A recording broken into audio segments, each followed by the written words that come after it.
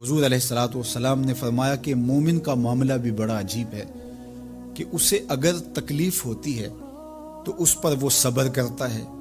یا اسے خوشی ملتی ہے تو اس پر وہ شکر کرتا ہے، تو دونوں صورتوں میں اللہ اس کو اجر عطا کرتا ہے۔ اور یہ صرف شان مومن کی ہی ہے کہ وہ مصیبت پر صبر کرے،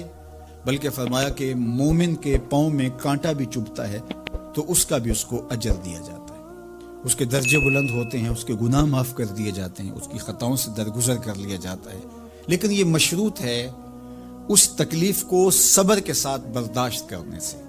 اگر وہ واویلا کرتا ہے، ناشکری کے کلمات کہتا ہے، تو تکلیف تو ختم نہیں ہوتی لیکن اجر زائل کر دیا جاتا ہے۔ تو اس لیے ہمیں ہر صورت کے اندر صبر کے دامن کو مضبوطی سے تھامنے کی تلقین کی گئی ہے، اور اہل ایمان کو یہ بھی سبق دیا گیا کہ جب انہیں کوئی بھی مصیبت پہنچتی ہے تو وہ کہتے ہیں انا للہ و انا الیہ راجعون، کہ ہم اسی کے ہیں اور اسی کے حضور پلٹ کے جانا ہے۔ تو یہ وہ امر ہے کہ جو ان کی طبیعت کے اندر ٹھہراؤ پیدا کرتا ہے اور ان کی زندگیوں کے اندر اللہ تعالیٰ جل شانہ پر جو یقین ہے اس کا پتہ دیتا ہے۔ اگر مصیبت کو اللہ کی طرف سے سمجھ کے مان کے صبر کیا جائے، اس کو مقدور سمجھا جائے،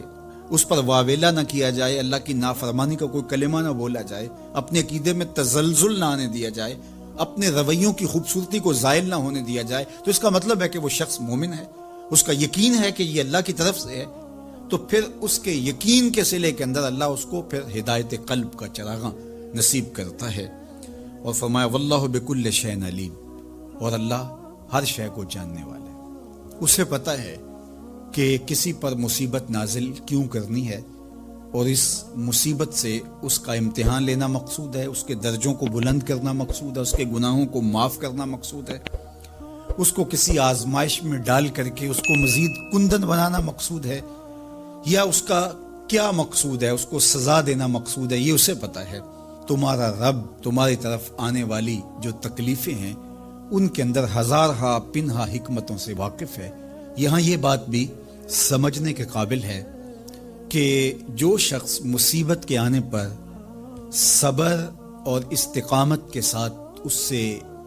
نپٹتا ہے اور اللہ پر جو اس کا یقین ہے اس میں تزلزل پیدا نہیں ہونے دیتا، کل من عند اللہ، اے محبوب فرما دیجئے جو کچھ ہے وہ تمہارے رب کی طرف سے، یہ اس کا خیال اور فکر ہے کہ یہ میرے اللہ کی طرف سے، تو پھر اس مصیبت کو ٹالنے والا بھی وہی ہے۔ تو اگر یہ اس کا عقیدہ پختہ تھا تو پھر وہ مالک کی دہلیز چھوڑ کے، مالک کی چوکھٹ چھوڑ کے کسی اور دہلیز پہ نہیں جائے گا، کسی اور چوکھٹ پہ نہیں جائے گا، وہ اس مصیبت کو دور کرنے والا مؤثر حقیقی اللہ کو ہی جانتا ہوگا، اور اسی کے حضور دعائیں کرے گا، التجائیں کرے گا، کسی شرک کا ارتکاب نہیں کر سکتا ہے، اور وہ مالک کی دہلیز سے کبھی روح گردانی نہیں کر سکتا، بلکہ اس تکلیف کے آنے سے وہ اپنے رب کے ساتھ اور زیادہ جڑ جائے گا۔ اور اگر وہ صبر کرے تو یہ اس کا ایک مرتبہ ہے کہ وہ حوصلے کے ساتھ اس تکلیف کو برداشت کرے، اور دوسرا مرتبہ جو اس سے بڑھ کر ہے کہ اس پہ اللہ کی رضا کے سانچے میں اپنے آپ کو ڈھال لے کہ جے سونا میرے دکھ وچ راضی، میں سکھ نو چلے ڈاواں۔ اگر وہ اس بات پہ راضی ہے تو کوئی بات نہیں ہے، میں اس پہ راضی ہوں کہ میرے رب کی یہ رضا ہے۔ تو یہ دونوں چیزوں کا مل جانا، یا دونوں میں سے کسی ایک کا مل جانا، یہ اللہ کی طرف سے اس کو دیا گیا انعام ہے جو اس مشکل حالات میں اس کو حاصل ہوتا ہے۔ اب وہ کس کیفیت میں ہے اللہ تعالیٰ اس کو خوب جانتا ہے، کہ وہ اس پہ صبر کر رہا ہے یا اس کا اندر ڈول رہا ہے، اس کا عقیدہ کمزور تھا اور وہ کمزوری کے باعث